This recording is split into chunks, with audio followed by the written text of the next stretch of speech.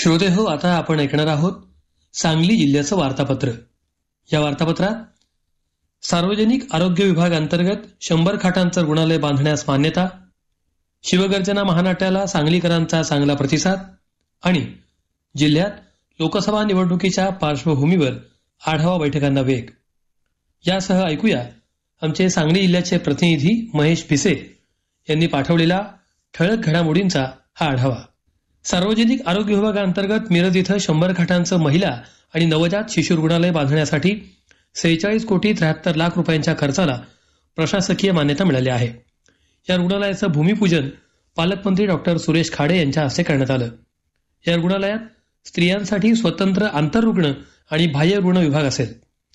गरोदरपणातील तपासणी, प्रसूतीपूर्व तसंच प्रसूती पश्चात उपचार, गरोदर मातांची तपासणी, उपचार, गरोदर माता आणि स्तनदा मातांना केंद्र शासन आणि राज्य शासनामार्फत देण्यात येणाऱ्या योजनांचा लाभ मिळणार आहे.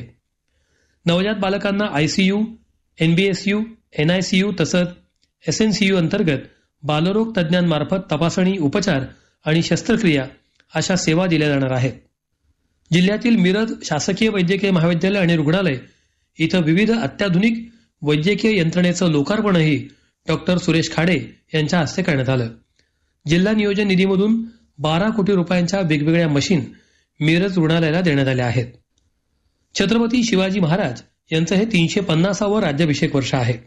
या निमित्तानं छत्रपती शिवाजी महाराजांच्या कार्याची, नीतीची, चरित्राची, विचारांची आणि त्यांच्या कार्यकुशलतेची महती जनसामान्यांना, विशेष करून तरुण पिढीला सांगण्यासाठी सांगलीमध्ये 3 दिवस शिवगर्जना हे महानाट्य सादर करण्यात आलं. राज्य सरकारचा सांस्कृतिक कार्य विभाग आणि जिल्हा प्रशासनानं याचं आयोजन केलं होतं. चिंतामणराव व्यापार महाविद्यालयाच्या मैदानावर सादर झालेल्या या महानाट्याला सांगलीकरांनी उदंड प्रतिसाद दिला. जिल्ह्यातील कुपवाड इथं दिवंगत भाई नेरुरकर चषक राज्यस्तरीय खो खो स्पर्धेचं उद्घाटन उपमुख्यमंत्री अजित पवार यांच्या हस्ते नुकतंच करण्यात आलं. या स्पर्धेत राज्यातील 16 जिल्ह्यातील 40 संघांनी सहभाग घेतला होता. पुरुष, महिला तसंच किशोर आणि किशोरी अशा गटात या स्पर्धा पार पडल्या. राज्यात क्रीडा संस्कृतीची जोपासना व्हावी तसंच राज्यातील प्रतिभावंत खेळाडूंना संधी देण्यासाठी राज्य शासन कटिबद्ध आहे, असं प्रतिपादन अजित पवार यांनी यावेळी व्यक्त केलं. या स्पर्धेत सांगलीच्या संघांनी दुहेरी विजेतेपदाला गवसणी घातली. किशोरी गटात धाराशिव तर किशोर गटात ठाणे उपविजयी ठरलं. पुरुष आणि महिला गटाचे पुणे जिल्ह्यानं दुहेरी विजेतेपदाचा मान पटकावला, तर महिलांमध्ये धाराशिव आणि पुरुषांमध्ये मुंबई उपनगरनं उपविजेतेपद पटकावलं. लोकसभा सार्वत्रिक निवडणुकीच्या अनुषंगानं जिल्हा प्रशासनानं तयारी सुरू केली आहे.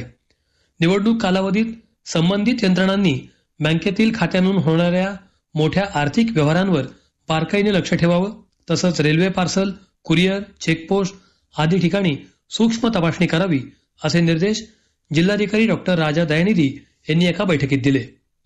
सांगलीत महानगरपालिका क्षेत्रात खासदार संजय पाटील यांनी प्रभागनिहाय आढावा बैठका सुरू केल्या आहेत.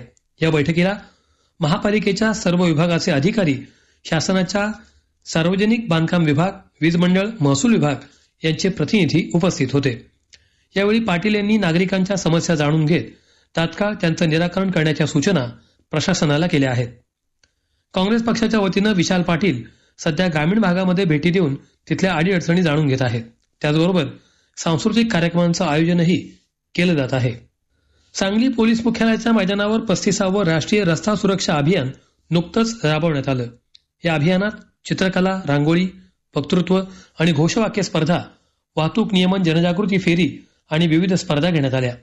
अभियानाची सांगता पोलीस अधीक्षक संदीप घुगे यांच्या उपस्थितीत झाली.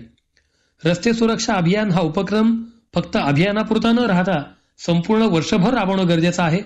वाहतूक अपघात कमी करण्यासाठी बालवयातच विद्यार्थ्यांमध्ये वाहतूक साक्षरता निर्माण होणं गरजेचं आहे, असं प्रतिपादन संदीप घुगे यांनी यावेळी केलं.